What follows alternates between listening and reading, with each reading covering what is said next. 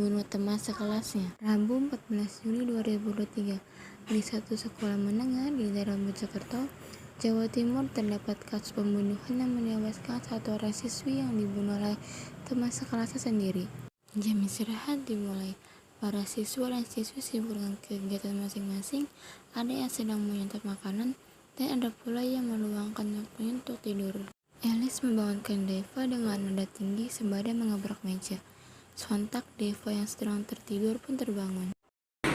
Jam istirahat gini bukannya makan malah nagih uang kas. Malah anak-anaknya susah banget lagi disuruh bayar. Cek dulu deh. Nadia udah, Rifki udah, dia juga udah. Tinggal Daiva nih, susah banget ditagihinnya. Wah Daiva, bangun. Bayar uang mas lo. Uang mas lo tuh udah nunggak banyak banget. Bayar apa? Sadar diri. Gimana sih? Berisik deh lu, gue tuh lagi nagih uang kan. Ya lo gak liat lagi tidur?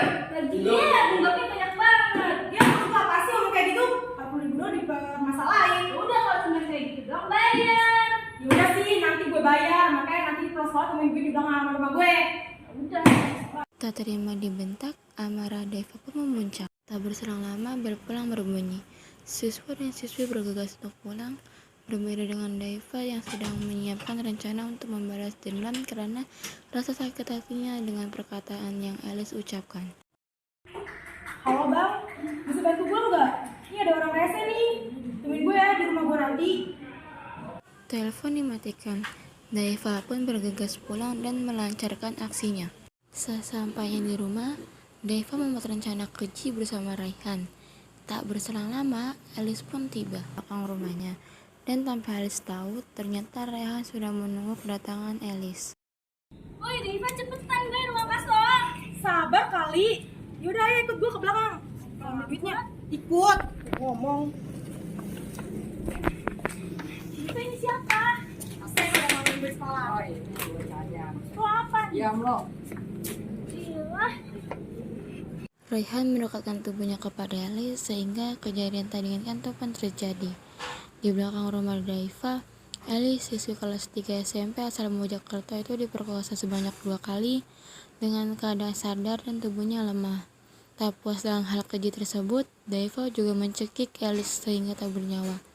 Jasad Alice dibuang di samping rel kereta dengan keadaan terbungkus karung. Suasana hening di ruang persidangan menambah ketegangan yang ada. Kini semua yang bersangkutan dengan kasus pembunuhan tersebut berkumpul di ruang pengadilan. Pengadilan pun dimulai dengan ruangan yang tenang. Assalamualaikum warahmatullahi wabarakatuh. Waalaikumsalam warahmatullahi wabarakatuh. Sidang Pengadilan Negeri Kota Bekasi yang menangani kasus kekerasan dan juga pembunuhan pada tingkat pertama dengan tersangka saudari Daiva pada tanggal 21 November 2023. Untuk itu diingatkan kepada para peserta sidang untuk menonaktifkan segala bentuk alat komunikasinya dan tidak melakukan hal-hal yang dapat mengganggu penyelesaian sidang.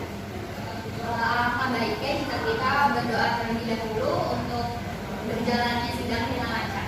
Doa dimulai. Doa selesai. Selanjutnya hakim dipersilakan untuk memasuki ruang sidang dan para hadirin diharap untuk berdiri.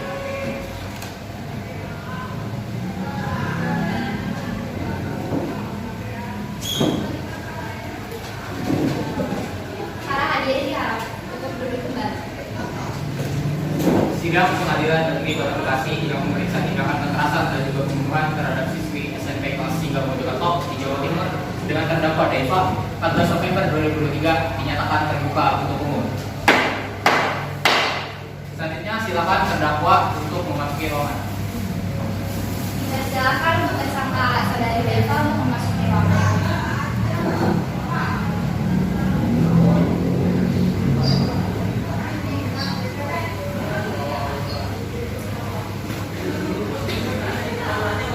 Dalam kasus ini apakah saudari Daiva didampingi oleh penasihat hukum?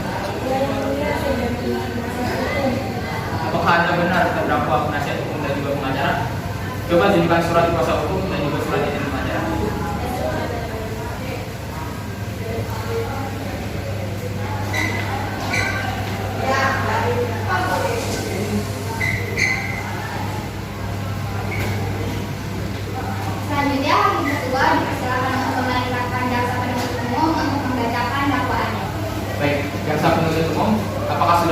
dakwaannya. Jika sudah siap, silakan menyampaikan dakwaannya. Baik, terima kasih atas kesempatannya yang mulia. Saya Laura selaku pengacara dari Elis atau korban ingin menyampaikan pernyataan dari saya dan menyampaikan beberapa bukti yang saya dapatkan.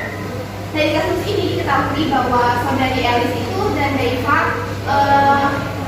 sedang ada cekcok pada saat jam istirahat pada tanggal 14 Juni 2023 dan ditemukan juga bukti bahwa mereka melakukan janji temu antara pelaku dan korban. Ini buktinya. Lalu yang bukti kedua itu hasil otopsi menyatakan bahwa saudari Elis itu dicekik oleh pelaku.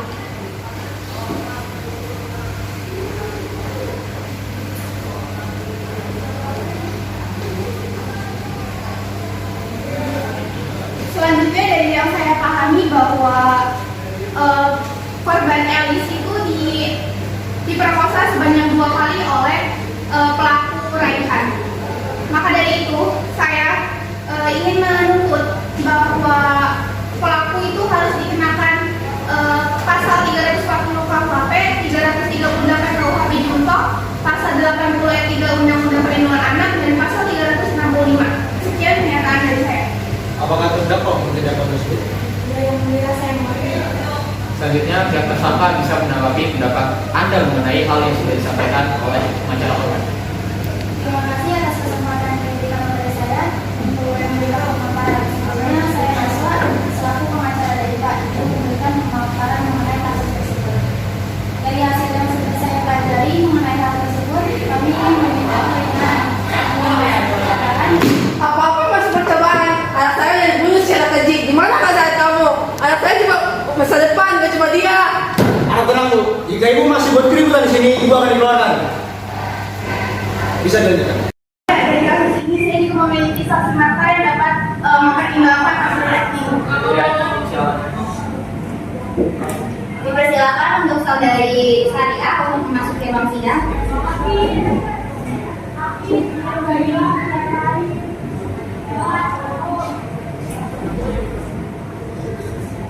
Apakah Anda siap mengikuti sidang hari ini? Apakah Anda benar dengan saudari Sania yang berusia 22 tahun? Baiklah, berdasarkan pasal 107 ayat 3 KUHP, sebelum dimintai keterangan, Anda akan disumpah. Apakah Anda siap? Ya, saya siap. Baik, ikuti perkataan saya. Saya berjanji sebagai saksi Saya berjanji sebagai saksi akan memberikan keterangan yang benar, akan memberikan keterangan yang benar, tidak lain dari yang sebenarnya. tidak lain dari yang sebenarnya. Semoga Tuhan menolong saya. Semoga Tuhan menolong saya. Apa yang Anda ketahui yang mengenai dengan terdakwa? Dan silakan memberi kesaksian dengan jujur mengenai hal yang Anda lihat. Mohon izin yang mulia, saya Sadia selaku saksi dari kejadian ini bahwa benar adanya Deva berada di lokasi yang sama dengan korban di waktu perkiraan pembunuhan. Sore itu saya ingin membuang sampah di halaman rumah saya yang kebetulan berhadapan dengan lubang tersangka. Kemudian saya sempat mendengar perkataan namun tidak terlalu lama sehingga saya pikir mereka masih menunggu.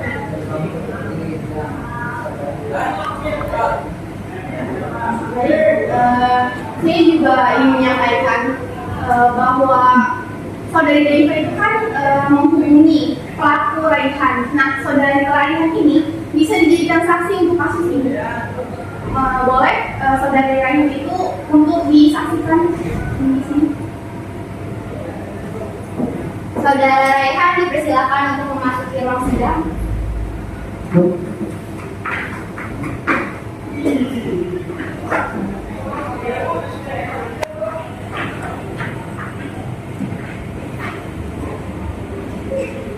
Apakah Anda benar, Saudara Rehan, melakukan pembunuhan dengan terdakwa Daifa?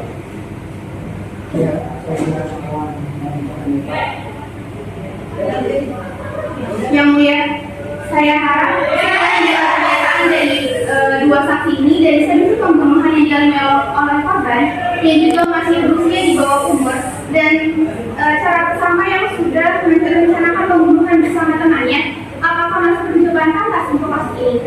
Kejahatan tetap kejahatan dan kejahatan di dalam undang umum. Tersangka harus tetap dihukum sesuai dengan perlakuannya kepada korban dan tidak perlu memandang umurnya. Sekian, terima kasih. Baik, pihak tersangka apakah ada tanggapan? Sepertinya pemaparan dari pihak keluarga sudah cukup. Selanjutnya pembacaan keputusan vonis oleh hakim pula.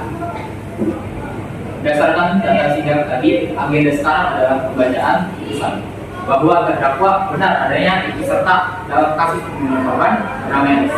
Sesuai dengan bukti-bukti yang ada dan pasal-pasal yang pelaku akan dijerat pasal 338 KUHP yang berbunyi barang siapa yang dengan sengaja dengan rencana lebih dulu merampas orang lain diancam karena pembunuhan berencana dengan pidana mati atau pidana penjara seumur hidup atau selama waktu tertentu paling lama 2 tahun, Daifa berhak mendapatkan hukuman 20 tahun penjara di penjara bawah umur dan juga denda sebesar 45 juta.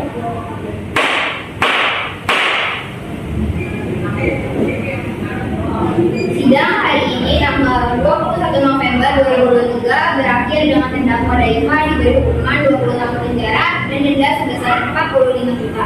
Hakim sidang dipersilakan untuk kembali dan peserta diharap untuk berdiri.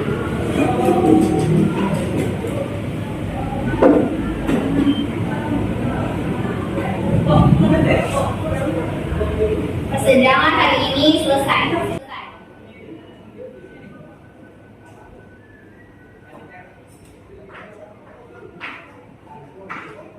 Terima kasih semuanya sudah boleh menyaksikan keadilan.